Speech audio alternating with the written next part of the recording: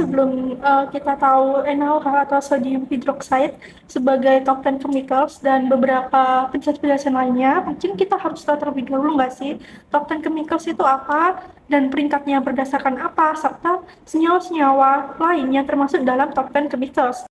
Top 10 chemicals adalah bahan kimia industri yang membentuk dunia modern. Bahan kimia ini merupakan tulang punggung berbagai proses produksi dan bahan utama untuk mewujudkan berbagai hal. Bahan kimia industri tidak hanya menjaga kelancaran operasional, tapi juga membantu dalam pengembangan proses baru untuk proses produksi baru. Karena tadi sudah mengenal sedikit tentang NaOH, di sini saya akan menjelaskan fungsi NaOH dalam masing-masing industri. Yang pertama adalah industri kimia. Salah satunya yaitu produksi sabun. Peran utamanya adalah dalam reaksi saponifikasi. Saponifikasi merupakan reaksi kimia antara lemak atau minyak dengan basa kuat, seperti NaOH, yang akan menghasilkan sabun dan gliserol. Secara ringkas, NaOH memiliki peran sebagai berikut, yakni memutus ikatan ester dengan lemak atau minyak, menghasilkan molekul sabun dengan sifat pembersih, dan menjaga pH reaksi agar tetap optimal. Yang kedua, yakni dalam produksi kertas. NaOH digunakan untuk melarutkan lignin, yaitu zat yang mengikat serat selulosa dalam kayu. Proses ini disebut derivifikasi dan bertujuan untuk memisahkan serat-serat selulosa sehingga dapat dibentuk menjadi lembaran kertas. Dan yang ketiga adalah produksi rayon. NaOH digunakan untuk melarutkan selulosa menjadi viskosa, yaitu larutan kental yang merupakan bahan baku utama untuk pembuatan serat rayon. Setelah dibentuk menjadi serat, viskosa diregenerasi menjadi selulosa kembali melalui proses koagulasi dengan menggunakan larutan asam. NaOH berperan dalam menjaga stabilitas viskosa selama proses ini. Kemudian yang keempat yakni produksi tekstil. NaOH digunakan untuk membersihkan dan memutihkan serat tekstil sebelum proses pencelupan dan pencetakan. Selain itu juga dapat dalam proses mercerisasi menggunakan larutan NaOH pekat untuk meningkatkan kekuatan, kilau, dan daya serap serat kapas. Kemudian yang selanjutnya adalah sifat NaOH. Terdapat 3 aspek, yakni sifat fisik, sifat kimia, dan juga sifat bahayanya. Yang pertama, sifat fisik dapat dilihat dari gambarnya, wujudnya padatan berbentuk serpihan, pelet, ataupun butiran yang berwarna putih. Baunya tidak berbau, kelarutan sangat mudah larut dalam air, membentuk larutan alkali yang sangat basah, pelarutnya bersifat eksotermik yang menghasilkan panas.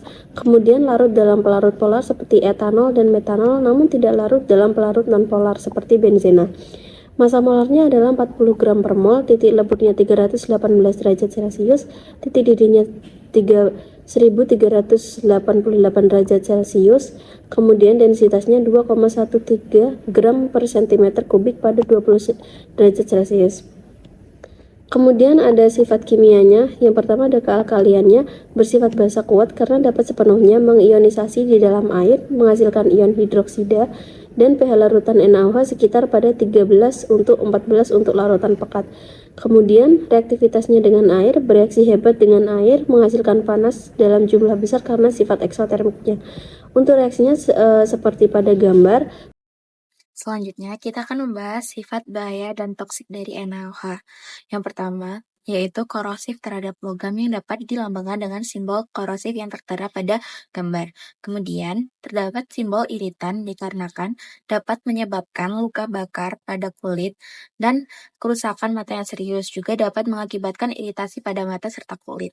Kemudian keadaan ekonomi natrium hidroksida di Indonesia. Keadaan ekonomi natrium hidroksida di Indonesia menunjukkan dinamika yang signifikan, terutama dalam konteks industri dan perdagangan. Berikut adalah analisis menyeluruh mengenai aspek-aspek ekonomi yang terkait dengan NaOH.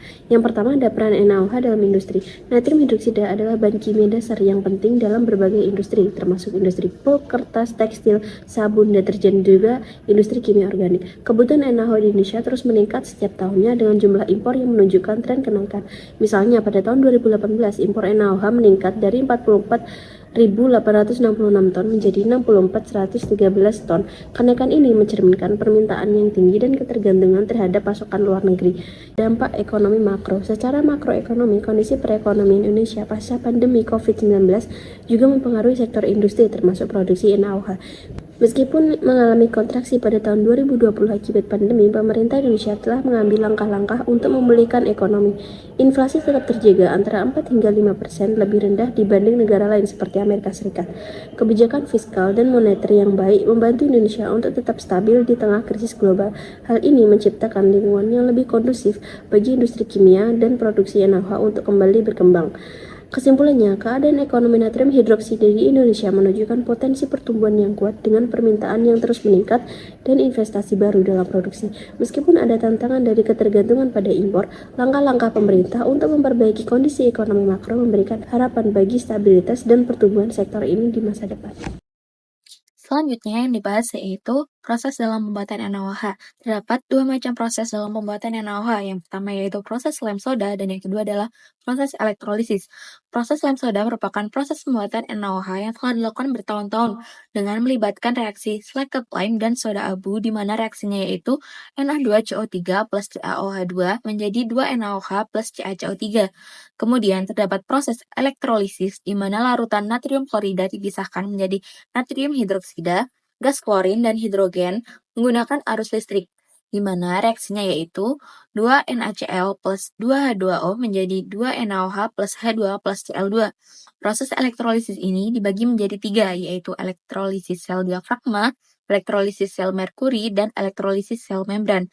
Dari semua proses pembuatan, dipilih elektrolisis sel membran dikarenakan tidak menggunakan bahan yang beracun seperti asbes dan merkuri, penggunaan listrik lebih hemat, dan kemurnian hasil sangat tinggi.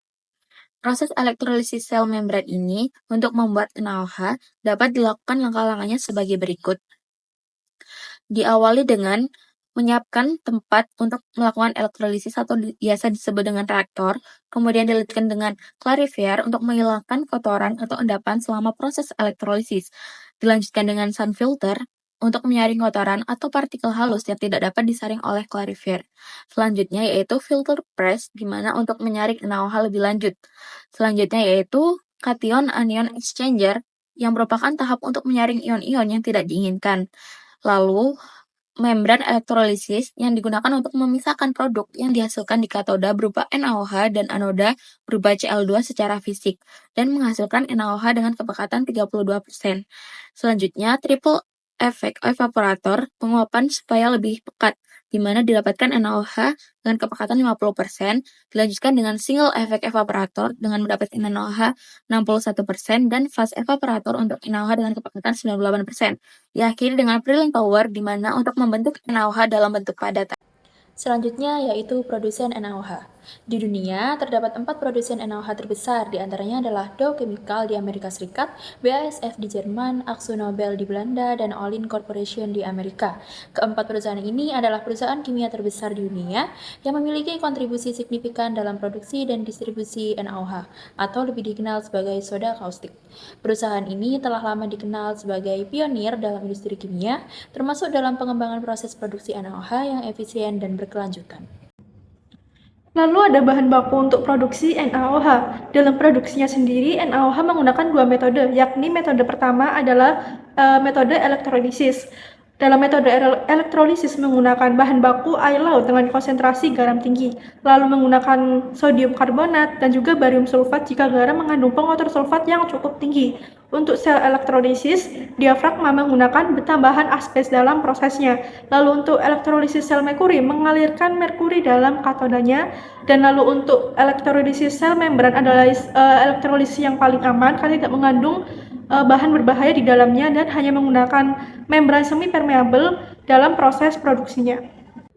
Lalu untuk metode yang kedua, proses produksi menggunakan metode lime soda menggunakan bahan baku. Yang pertama adalah larutan slaked lime atau kalsium hidroksida, dan yang kedua ada larutan natrium bikarbonat.